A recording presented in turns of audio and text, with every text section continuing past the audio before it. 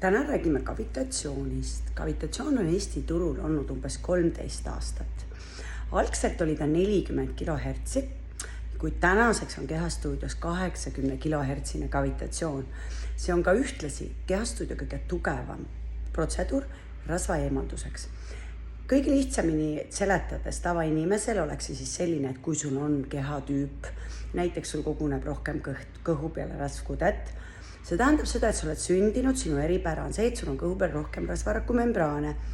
Nüüd, kui sa oled harjunud, et sa teed LPG-d, siis see kõik on silutud ja ilus, kuid rasv ladestust ta sealt ära ei võta. Siis alati me teeme LPG või teiste protseduuride ette kavitatsiooni, mis on ühtlasi ka kõige tugevam protseduur.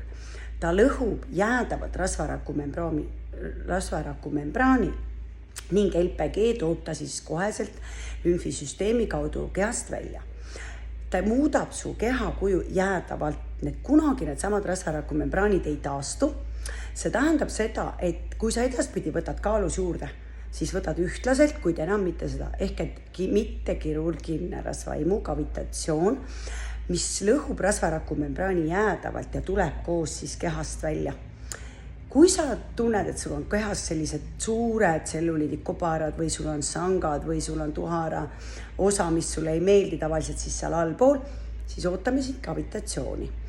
Kui sa ei tea, kus piirkonda teha ja soovid konsultatsiooni, siis broneeri endal konsultatsiooni ja me teeme kõik algusest lõpuni teile selgeks.